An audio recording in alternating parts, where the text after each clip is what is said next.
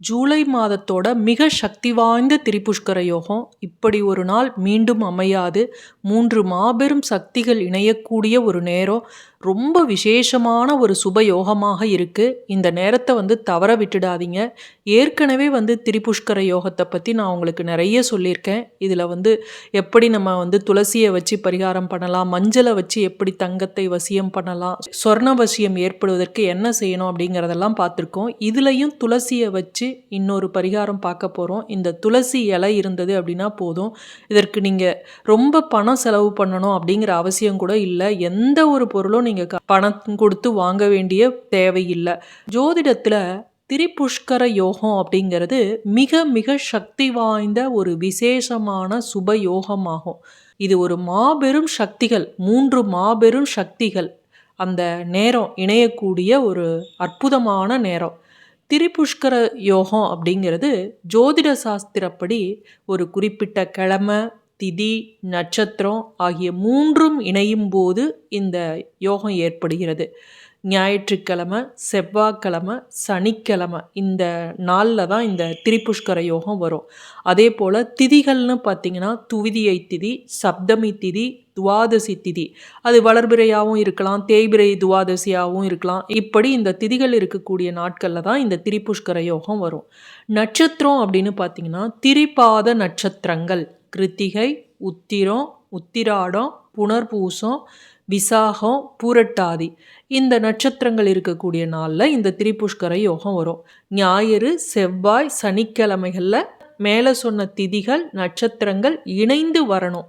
அப்போ தான் அது திரிபுஷ்கர யோகம். இந்த யோகத்தோட தாரக மந்திரமே பார்த்திங்கன்னா முக்கால பெருக்கம் அப்படின்னு சொல்லுவாங்க. 3 காலங்கள் சேர்ந்து நமக்கு 3 மடங்கு பலனை பெருக்கித் தரக்கூடிய ஒரு சுப முகூர்த்தமாக சொல்லப்படுகிறது. நீங்கள் செய்யக்கூடிய காரியங்களோட விளைவு அதனால் உங்கள் வாழ்க்கையில் 3 முறை பிரதிபலிக்கும். நீங்கள் நன்மை செய்தாலும் அது 3 மடங்கு திரும்ப கிடைக்கும், தீமை செய்தாலும் அதோட விளைவு 3 மடங்கு கிடைக்கும். மிகுந்த எச்சரிக்கை தேவை. அது என்னென்னங்கிறதையும் நம்ம தெரிஞ்சுக்கணும். முதல்ல என்னென்னலாம் இந்த நேரத்தில் செய்யலாம் அப்படிங்கிறதையும் தெரிஞ்சுக்கலாம். ஆன்மீக பரிகாரங்கள், கோவிலுக்கு போகிறது, இதெல்லாம் நீங்கள் செய்யுங்க. இந்த நேரத்தில் தங்கம் வாங்கணும், வெள்ளி வாங்கணும்னு நீங்கள் பரிகாரம் செஞ்சீங்கனாலும் அதனுடைய பலன் 3 மடங்கு கிடைக்கும். அதனால தான் இந்த பரிகாரத்தை இன்றைய தினம் செய்யுங்கன்னு சொல்கிறது. அதே போல் தங்கம் வாங்க முடியுது, வெள்ளி வாங்க முடியுது அப்படின்னா இந்த நாளில் இந்த நேரத்தில் நீங்கள் வாங்குங்க. அது உங்களுக்கு மேலும் மேலும் தங்கத்தையும் வெள்ளியும் உங்களுக்கு சேர்க்கக்கூடிய ஒரு யோகத்தை தரும். சொத்து வாங்குறீங்க, வீடோ நிலமோ இந்த நேரத்தில் வாங்கலாம். புதிய வணிக முதலீடுகள், ஏதாவது ஒரு புதுசாக ஒரு இதில் இன்வெஸ்ட்மெண்ட் பண்ணுறீங்க அப்படின்னா இந்த நேரத்தில் செய்யுங்க. புதிய வங்கி கணக்கு தொடங்குறது, பணத்தை சேமிக்க தொடங்குறது. ஒரு உண்டியல் வாங்கி வச்சுக்கங்களேன், அந்த உண்டியலில் நீங்கள் கொஞ்சம் கொஞ்சமாக பணத்தை போட்டுக்கிட்டே வாங்களேன். இந்த நேரத்தில் போட ஆரம்பிங்க. மிகப்பெரிய சேமிப்பாக அது வளரும். எங்கேயாவது வேலையில் ஜாயின் பண்ண போகிறீங்க, புது வேலையில் அப்படின்னா இன்றைய நாளில் அந்த வேலையில் ஜாயின் பண்ணுங்க. வியாபாரம் தொடங்க போகிறீங்கன்னா இன்றைய நாளில் தொடங்குங்க. அது மட்டும் இல்லாமல் தான தர்மங்கள் செய்கிறத செய்யுங்க. அதோட புண்ணிய பலன் பல மடங்கு கிடைக்கும்.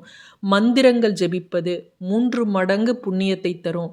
செய்யக்கூடாத காரியங்கள் அப்படின்னு பார்த்தீங்கன்னா இந்த நேரத்தில் கடன் வாங்கவே வாங்காதீங்க. எக்காரணம் கொண்டும் கடன் வாங்கினீங்கன்னா அது 3 முறை திரும்பவும் வாங்குற மாதிரி இருக்கும். அதை அடைக்கவும் முடியாது. பழைய கடனை ஆனால் அடைக்கலாம் நீங்கள் போய். இந்த நேரத்தில் நம்மளுடைய பணம், நகை, மொபைல் இதெல்லாம் கவனமாக பார்த்துக்குங்க. யாருக்கிட்டையும் சண்டை சச்சரவு வச்சுக்காதீங்க, வாக்குவாதம் செய்யாதீங்க. நீதிமன்ற வழக்குகள் தொடங்கவே கூடாது. அவசர நிலை அப்படின்னா மட்டும் ஹாஸ்பிட்டலுக்கு போங்க. இந்த நேரத்தில் அசுப பலன்கள் நடந்தால் கூட அது 3 முறை நடக்கும் அப்படின்னு சொல்லுவாங்க. உதாரணமாக ஒரு உயிர் பிரிவது இது மாதிரி இருந்தால் கூட ஒரு பெரிய நஷ்டமோ அந்த குடும்பத்தில் திரும்ப ஒரு பாதிப்பு ஏற்படாமல் இருக்கணும் அப்படின்னா சில பரிகாரங்கள் செஞ்சால் போதும். பசுமாடு தானம் செஞ்சால் நல்லதும்பாங்க. பசுமாடு எல்லாத்தாலையும் தானம் செய்ய முடியுமா? அதற்கு பதிலாக பசுமாட்டுக்கு தானம் செய்வது, தானியங்களை சில நபர்களுக்கு இல்லாத ஏழை எளியவருக்கு தானமாக வழங்குவது, இது மாதிரி செய்யறதன் மூலமாக அசுப பலன் அந்த குடும்பத்தில் ஏற்படாமல் தடுக்கும். இந்த யோகத்திற்கு அதிபதியான மகாவிஷ்ணுவை வழிபட்டு நெய் தீபம் ஏற்றி பிரார்த்தனை செஞ்சு இந்த மாதிரி தானம் செய்வதன் மூலமாக கண்டிப்பாக அந்த பாதிப்புகள் குறையும். சரி, இப்ப நம்ம தங்கம் சேருவதற்கான பரிகாரம் என்ன?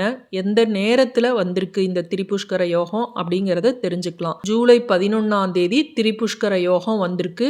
அன்றைய தினம் கிருத்திகை நட்சத்திரம் இருக்கு. சனிக்கிழமையா இருக்கு. துவாதசி திதியும் இருக்கு. அதனால இந்த 3 சேர்ந்து வர்றதுனால திரிபுஷ்கர யோகம் இருக்கு. சனிக்கிழமை அப்படின்னாவே பொதுவா சொல்லுவாங்க சனி பெருக்கும் அப்படிம்பாங்க. இந்த திரிபுஷ்கர யோகமும் இந்த நாள்ல சேர்ந்து வந்திருக்கிறதுனால இப்படி ஒரு நாள் மீண்டும் அமையாது. அதுவும் பிரம்ம முகூர்த்தத்துல இந்த திரிபுஷ்கர யோகம் ஆரம்பிச்சிருக்கு. இந்த நேரத்தை நீங்க தவற விட்டுடாதீங்க. காலையில 5:31ல இருந்து காலையில 11:03 வரையும் இந்த திரிபுஷ்கர யோகம் இருக்கு. சில மாதங்கள்ல ஒரு சில நிமிடங்கள் இருக்கும். அப்படி இருக்கும்போது அந்த மாதத்துல வரக்கூடிய திரிபுஷ்கர யோகத்தை நம்ம எல்லாராலையும் பயன்படுத்த முடியாது. ஆனா இந்த ஜூலை 11ஆம் தேதி பார்த்தீங்கன்னா, உங்களுக்கு கிட்டத்தட்ட 5 மணி நேரம் இந்த திரிபுஷ்கர யோகம் இருக்கு. அதுவும் இந்த பிரம்ம முகூர்த்தத்துல 3 மாபெரும் சக்திகளும் இணையக்கூடிய அந்த திதி, கிழமை, நட்சத்திரம், பிரம்ம முகூர்த்த நேரத்துல இருக்கக்கூடிய நேரம், அந்த 5:31ல இருந்து 6 மணிக்குள்ள இருக்கக்கூடிய நேரம் மிக சக்தி வாய்ந்தது. அதுல இந்த பரிகாரத்தை செய்யுங்க. அதற்கு பிறகு 11 மணி வரையுமே திரிபுஷ்கர யோகம் இருக்கு. அந்த நேரத்துல நீங்க முதலீடு போடுவது, கடையில போய் தங்கம் வாங்குவது இதெல்லாம் நீங்க செய்யுங்க. அப்ப இந்த பிரம்ம முகூர்த்தத்துல இருக்கக்கூடிய திரிபுஷ்கர நேரத்துல தான் செய்யணுமா அப்படின்னா கிடையாது. நீங்க இந்த திரிபுஷ்கர நேரம் 11 மணி வரையும் இருக்கு இல்லையா? அந்த நேரத்துல எப்ப வேண்டுமானாலும் நீங்க செய்யலாம். இந்த மாதம் சனிக்கிழமையில இந்த திரிபுஷ்கர யோகம் வந்திருக்கு. சனிக்கிழமை அப்படின்னாவே பெருமாளுக்கு உகந்த நாள். பொதுவா பெருமாள் கோயிலுக்கு போனோம் அப்படின்னாவே துளசியை வாங்கி நம்ம கொடுப்போம். இந்த துளசியை இன்றைய தினம் வைத்து இந்த தங்கம் சேர்வதற்காக நம்ம செய்யக்கூடிய பரிகாரமானது மகாவிஷ்ணுவோட அருளையும் மகாலட்சுமியோட அருளையும் நமக்கு பெற்றுத்தரும். இன்றைய தினம் 10 ரூபாய்க்கு துளசி வாங்கிட்டு வீட்டில் வச்சு பெருமாள் படத்துக்கு வச்சுட்டு கொஞ்சம் துளசியை இந்த பரிகாரத்துக்கு எடுத்து வச்சுக்குங்க. இந்த துளசி இலைகளை ஒரு பித்தளை தட்டுல நீங்க போட்டு வச்சுக்குங்க. அது மேல ஒரு விரலி மஞ்சள் 1 ரூபாய் காயினோ அல்லது 5 ரூபாய் காயினோ எடுத்து வச்சுக்குங்க.